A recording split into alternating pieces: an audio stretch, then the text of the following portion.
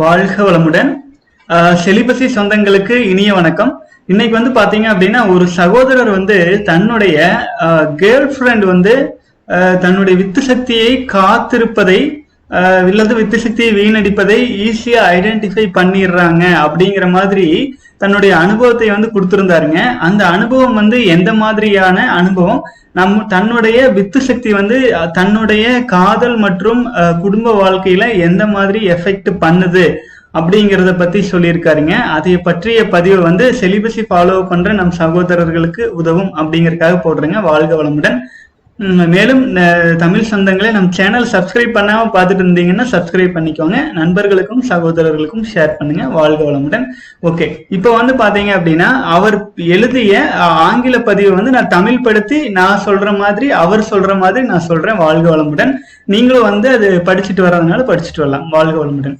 So இப்போ வந்து அவர் எழுதியிருக்கிறத இப்ப படிச்சுட்டு வரேங்க. எல்லாருக்குமே வந்து இப்ப வந்து பாத்தீங்க அப்படின்னா, வித்து சக்தியை காத்துட்டு இருக்கிறதுனால மிகப்பெரிய சூப்பர் பவர் வரும், ரொம்ப ஒரு வலிமை மிக்க மனிதர்களா மாறிடுவாங்க, நம்ம வந்து சூப்பர் மேனா மாறிடுவோம் அப்படின்லாம் சொல்லிட்டு இருக்காங்க. ஆனா என்னுடைய வாழ்க்கையில நடந்த விஷயங்களை பத்தி நான் உங்ககிட்ட ஷேர் பண்ணிக்க விரும்புறேன். அதாவது வந்து நான் வந்து இந்த வித்து சக்தியை வீணாக்குவதற்கு கிட்டத்தட்ட பாத்தீங்க அப்படின்னா ஒரு 12 வயதிலிருந்தே வந்து நான் வந்து ஒரு அடிமையா இருந்தேன். வித்து சக்தி வீணாக்கிறதுக்கான வேலையை நான் 13 வயதுல இருந்தே ஆரம்பிச்சுட்டேன். அப்புறம் வந்து இந்த ஆபாச படங்கள் பாக்குறது எல்லாமே நான் அந்த வயசுல இருந்தே எனக்கு தொடங்கிருச்சு. இப்ப வந்து என்னோட வயது வந்து 20 வயதாச்சு. இப்போ அப்ப 20 வயது ஆகிறதுக்கு இப்ப கொஞ்ச நாள் முன்னாடிதான் வந்து பாத்தீங்கன்னா சுய இன்பம் செய்யறது வந்து மிகப்பெரிய தவறு. அப்போ சுய இன்பம் மற்றும் ஆபாச படங்கள் பாக்குறது மூலமா நம்முடைய எனர்ஜி மொத்தமா வேஸ்ட் ஆகுது, இது மிகப்பெரிய தவறு அப்படிங்கறத வந்து நான் வந்து உணர்ந்தேன். என்னோட எனர்ஜி லாஸ் ஆயிட்டு இருந்ததுனால ஆகவே வந்து நான் வந்து சரி கொஞ்ச நாள் வந்து இதை விட்டு பார்க்கலாம், இந்த எனர்ஜி வீணாக்குறதுல இருந்து வெளியில வரலாம் அப்படின்ட்டு நான் வந்து வித்து சக்தி வீணாக்காம இருக்கிறதுக்கான என்னுடைய வாழ்க்கை பயணத்தை வந்து நான் தொடங்கினேன். அப்புறமேல் வந்து பாத்தீங்க அப்படின்னா, நான் வந்து வித்து சக்தியை வீணாக்குவது, அப்புறம் வந்து பாத்தீங்க அப்படின்னா ஆபாச படங்கள் பாக்குறது, இதை எல்லாமே வந்து விட்டுட்டேன். இது வந்து பாத்தீங்கன்னா எனக்கு வந்து பல மாற்றங்கள் வந்து என்னோட வாழ்க்கையில அமைஞ்சது. ஆல்மோஸ்ட் வந்து ஒரு 6 மாதங்கள் வரை வந்து நான் வந்து என்னை நான் கட்டுப்படுத்தி கொண்டு வந்துட்டு இருந்தேன். அப்ப வந்து பாத்தீங்கன்னா அந்த 6 மாச கேப்ல எனக்கு ஒரு கேர்ள் ஃப்ரெண்டு கிடைச்சாங்க. அதாவது ஒரு பெண் தோழி வந்து எனக்கு கிடைச்சாங்க. அப்புறம் வந்து பாத்தீங்க அப்படின்னா அது கொஞ்சம் 2-3 தடவை அவங்க கூட நான் வெளியில போயிட்டு பேசிட்டு வரும் பொழுது வந்து அவங்க வந்து என்னுடைய காதலியாக அல்லது அபிஷியலா என்னுடைய கேர்ள் ஃப்ரெண்டா வந்து நான் வந்து அக்செப்ட் ஆயிட்டாங்க. இப்ப வந்து எனக்கு ரொம்ப சந்தோஷமா இருந்துச்சு. சரி, நம்மளுக்கு ஒரு கேர்ள் ஃப்ரெண்டு கிடைச்சிட்டாங்க, வாழ்க்கை செட் ஆயிடுச்சு அப்படின்ட்டு இனி வந்து ஒரு ஹாப்பியான லைஃப் நம்மளுக்கு அப்படின்னு நான் நினைச்சிட்டு இருந்தேன். அப்புறம் வந்து பாத்தீங்க அப்படின்னா இது வந்து அப்படியே 1 மாசம் அப்படியே போயிட்டு இருக்கு. 1 மாசம் ஆக ஆக ஆக இப்ப நான் வந்து பாத்தீங்க அப்படின்னா எனக்கு வந்து பாத்தீங்கன்னா ஒரு மாதிரி அந்த பெண் தோழி இருக்காங்க, ஃப்ரெண்ட்ஷிப் இருக்கு, நாங்க ஒன்னா போறோம் வர்றோம், வெளியில வர்றோம். ஆனா திரும்பவும் வந்து என்னுடைய அர்ஜஸ் வந்து திரும்பவும் நான் வந்து ஆபாச படங்கள் பாக்குறதுக்கு வந்து என்னை தூண்டுச்சு. நான் வந்து பாத்தீங்கன்னா தனிமையில இருக்க வேண்டிய சூழ்நிலை வந்தது. வீட்டுல யாருமே இல்லை, எனக்கு வந்து என்ன பண்றதுன்னு தெரியல. அந்த மாதிரி ஒரு சமயத்துல வந்து நான் வந்து திரும்பவும் ஆபாச படங்களை பார்த்துட்டு என்னுடைய வித்து சக்தியை வந்து நான் வீணடிச்சுட்டேன். அந்த இரவு வந்து நான் வீணடிச்சுட்டேன். அந்த இரவு நான் வந்து என்னுடைய விந்து சக்தியை வீணடிச்ச பிறகு, சுய இன்பம் அனுபவிச்சு வீணடிச்ச பிறகு ஆனா நான் வந்து என்னை பத்தி நான் தவற நினைக்கல. ஏன்னா இவ்வளவு நாள் காப்பாத்திட்டோம், நாம வந்து விந்து சக்தியை கொஞ்சம் வீணாக்கிட்டோம், அதனால என்ன பெரிய பாதிப்பு வந்துட போகுது அப்படின்னு நினைச்சிட்டு அடுத்த நாள் வந்து நான் வந்து என்னுடைய கேர்ள் ஃப்ரெண்டை மீட் பண்றதுக்கு நான் போயிட்டேன். ஆனா நான் வந்து எல்லா விதத்துலயும் பெஸ்டா நல்லா ட்ரெஸ் பண்ணிட்டு டிப்டாப்பா அது அந்த மாதிரி நல்லா போயிருக்கும் போது கூட, ஆனா என்னோட கேர்ள் ஃப்ரெண்ட் என்னை பார்த்துட்டு கேட்ட முதல் கேள்வி, நீ நல்லா இருக்கியா, உனக்கு என்னாச்சு, நீ நல்லா இருக்கியா, உனக்கு என்னாச்சு அப்படின்ட்டு திரும்ப திரும்ப திரும்ப திரும்ப என்கிட்ட கேட்டுட்டே இருந்தாங்க. எனக்கு ஒரே கன்ஃபியூஸ் ஆயிடுச்சு, என்னடா இது, நான் நல்லா தானே இருக்கேன், ஏன் என்கிட்ட வந்து கேட்டுட்டே இருக்க அப்படின்ட்டு. ஏன்னா அந்த நாள் முழுக்க எங்கிட்ட இதை கேட்டுட்டே இருந்த காரணத்தினால அப்புறம் வந்து பாத்தீங்கன்னா நான் வந்து கேட்டுட்டேன், ஏன் என்னை வந்து இந்த மாதிரி நீ கேள்வி கேட்டு இருக்கிற அப்படின்னதுக்கு அந்த என்னோட கேர்ள் ஃப்ரெண்ட் வந்து சொன்னாங்க, எனக்கு தெரியல, எனக்கு வந்து இதனால இருந்ததை விட இன்னைக்கு வந்து ரொம்ப டிஃப்ரெண்டா இருக்கு. அதாவது வந்து நீ உன்னுடைய பிஹேவியர் மற்றும் நீ பழகிற விதத்துல அப்புறம் எனக்கு வந்து ஏதோ ஒரு பொருந்தாத தன்மை இருக்குது, ஏன்னு எனக்கு தெரியல அப்படின்ட்டு என்னுடைய கேர்ள் ஃப்ரெண்ட் வந்து சொன்னாங்க. அந்த மாதிரி அந்த பெண் என்கிட்ட சொன்ன உடனே அப்பவே நான் உணர்ந்தேன், எனக்கு வாழ்க்கை துணையை பெற்று தந்ததே இந்த விந்து சக்தி தான்.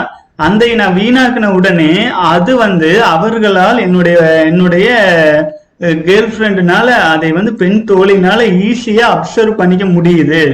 எனக்கு அப்பவே வயிறு கலக்கறக்க ஆரம்பிச்சிருச்சு.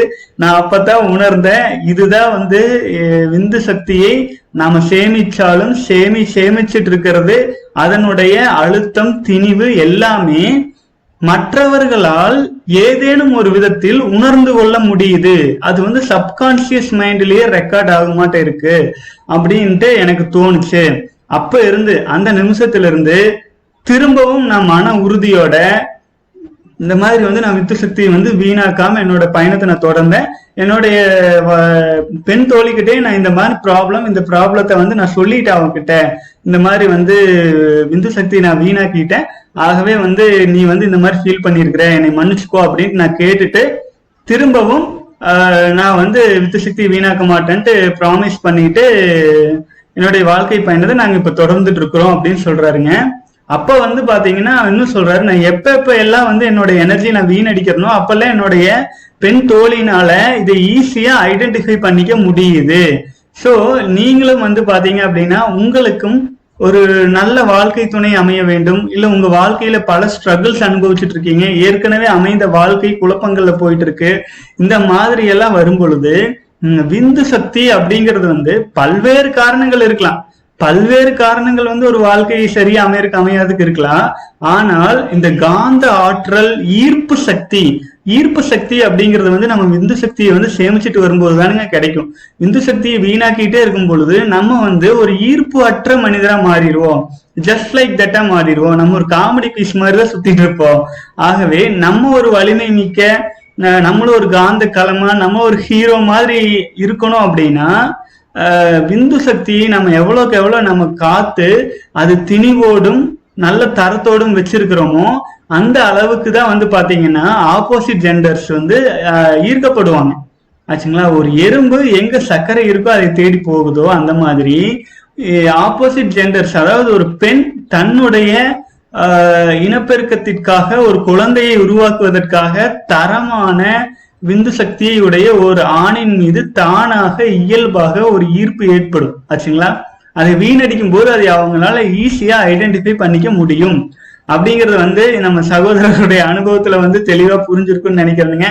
இப்ப இதுல இருந்து என்ன தெரியுதுன்னா, உங்களுக்கு உண்மையிலேயே வந்து இந்த சகோதரர் அனுபவத்தை வச்சு உங்களுக்கு வந்து திருமணம் ஆகாமல் இருந்தால், இந்த மாதிரி வந்து நல்ல ஒரு ஃபேமிலியோ லைஃபோ செட் ஆகாமல் இருந்தால் தயவு செஞ்சு செலிபஸி ஃபாலோ பண்ணும் பொழுது நிச்சயமாக உங்களுக்கு தகுதிக்கும் தரத்திற்கும் தகுந்த நல்ல வாழ்க்கை துணையும் கிடைக்கும். அந்த வாழ்க்கை துணை இறுதி வரை உங்களோடு பயணிப்பதற்கு நிச்சயமா வந்து இந்த விந்து சக்தி நீங்க சேமிச்சு வைக்கிறதா உதவும்.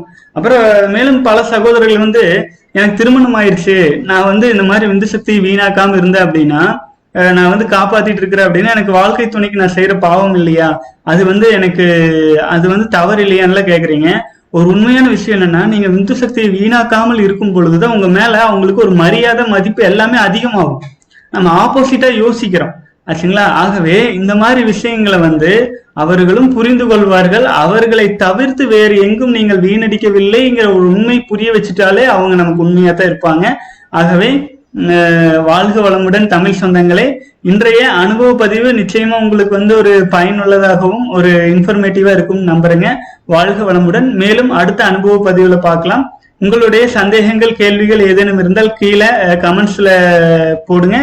அடுத்த நாள் கேள்வி பதில் நிகழ்ச்சியில் அதுக்கு நான் பதில் சொல்றேன். வாழ்க வளமுடன், வாழ்க வளமுடன்.